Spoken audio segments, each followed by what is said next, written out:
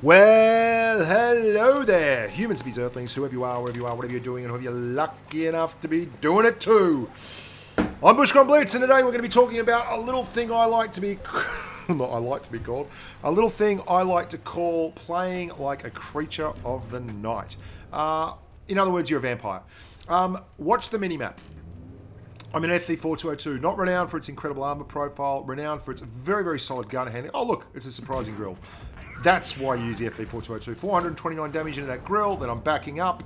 I wasn't spotted. He doesn't have that lovely T62A was hitting it. Oh, hello. Have another 416. So that's nearly 1,000 damage in 2 shots.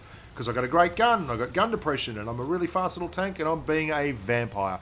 If you want to improve your damage numbers, and you want to do damage, and if you want to do that, that'll improve all the numbers that people care about. I don't really always care about it, but I mean, if you really want to improve your damage numbers, you're going to have to learn to do this.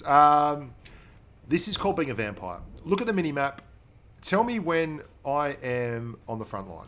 I'm going to follow around all the other tanks on my team like a faithful cattle dog. I am going to go right around behind them, look for targets of opportunity. I'm going to pop them, and then I'm going to move on my merry way. It's actually not a bad way to play in public games. In tournaments, this is pretty much how you lose, but you've got teams that are committed there. In public games, you can see I've made like 3 shots. Every one of them's been for an excess of 400 damage. And that one's nearly 500. I've made 4 shots, and I've done just under 2k. I'm being a vampire. I'm using the hit points of the team to create damage for myself. Now, why is this frowned upon so much? I don't know. Because I'm telling you right now, if you've got a 60% player in your team and you've got a bunch of players that are just new to the game and he is running around behind them, not using his hit points till the end of the game when they've all YOLO'd and died, you're more likely to win. You are far more likely to win. I mean, the order of you winning is magnified tremendously. Have a drive-by. I didn't get full pen, but Jesus, tank is lovely gun handling wise. There's another 400 plus damage hit. 1 second. There you go, dog. Dog wanted to go on the bed. Where were we? Again, look where I am. Look where the rest of the team is. This is not a tank that you can drive up close and personal with any degree of security. In fact, I'm donking shots, which would be happening bloody close as well, only I'd be taking damage back. And you can see I'm angled up, so when I come out, if they do decide to shoot at me, I've got a chance at least of not taking damage, and back I go. That E100 is using the E75 gun, I think. Be a vampire if you're in a tank that's got a great gun and doesn't have a whole lot of armor. Leopard 1s need to be vampires. Leopard PTAs need to be vampires. I find the FV4202 needs to be a little bit of a vampire. Later in the game, you can certainly go in there and start doing your thing. But at the start, not so much. And that guy knows who I am, by the way. I'm sure he does, because he was only on eyes for me. You've got to follow the tanks around. If you watch the mini-maps of the games where you play these kind of tanks, and this isn't a particularly successful one, I'm just showing you this game because it's an ideal exponent of it, this kind of tank. If you watch these mini-maps, you'll see RNGs is just belting all over me. And the E75, again, he wants me so bad. I don't know what I've done to him in a former life, but there you go. And the angle on my FV42 saves me. The upper glacis on this thing is like a butter knife. It is so good. If you can get in situations where they're just shooting your upper glacis, you will bounce a lot of shots. Anyway, onwards and upwards. Be a vampire. Not every tank is perfectly built to be a vampire. I use the E50M for my recent How Not to Explode video. This is another How Not to Explode video, but obviously it's a little bit different. I'm going to use the E50M again to illustrate that you don't have to do it from a long way away. And as long as you understand the limitations of your tank, you can actually do very, very well by playing very close support. Now, there are two tanks going to the left. There is a T-57 Heavy and an IS-8. Both of them are heavy tanks. They're pushing up. A young, inexperienced human may well push all the way up with them and go right to the front line with them. And he would be dead a lot quicker than I would be. Because there's really no point for me being right next to them as right now. Like, anything can happen. There are no targets spotted on the map up this end. There is one target spotted down the end.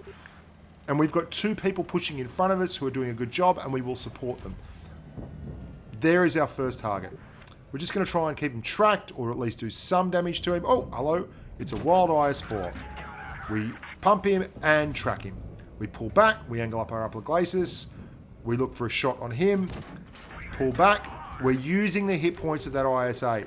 We're not really in a horrible position. The E5 is going to get a sneaky one in on us, I think.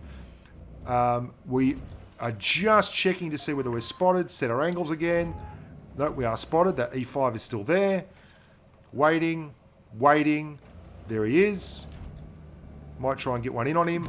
We cop one back. Fully deserved. But we know we've got him on a reload, so we push out.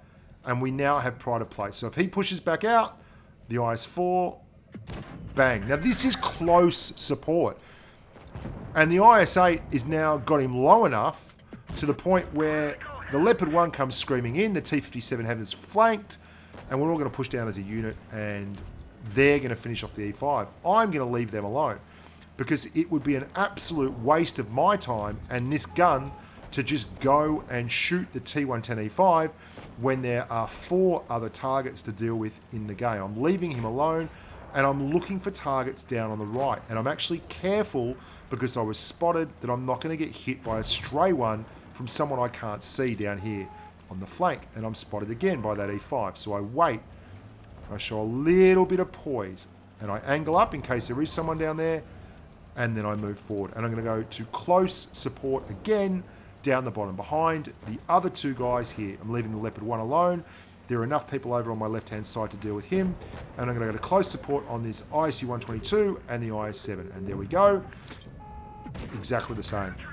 If you're in a tank with a fairly good armor profile and an incredible gun, which the E50M is, and you are looking for a way to be useful, follow a couple of willing heavies around and give them all the support that they deserve. And you will find that your tank will reap the rewards.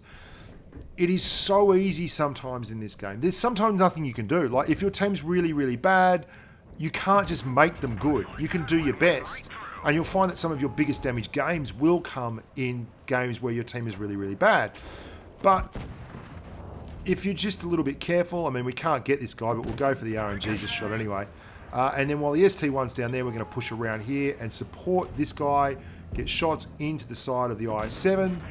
And that's certainly the SU-122-54 is like, thanks very much, buddy.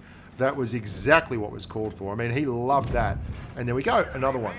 That was really easy. All we did was support 2 heavies and then a heavy and a TD. And we took very little damage and, I don't know, did 2.5, 3, something like that. But what about when you're in a heavy tank and you've got to do the business? Well, then you've got to do the business. That's all there is to it. You're not going to vampire. If you've got a tank that can take shots, this is where you should be. And I'm in a Carnarvon here, and I am absolutely on the front line. In fact, I am the most northward human being on the team. I'm side-scraping, I'm angling, but I'm being patient.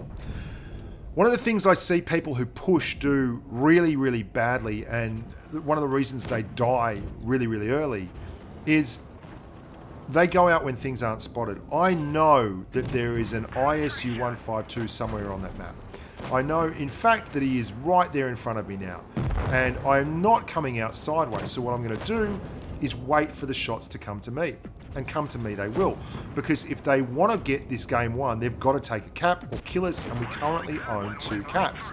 All I'm doing is pumping shots into the sides and the unprotected parts of these tanks and angling up. And this tank has a surprisingly strong armor profile. When we take one there, that was over 500 damage. So who do you think that one came from? That's right, our good mate, the ISU-152, because he was no longer spotted. So I know he's behind us. He's on a reload. At least we've paid the price.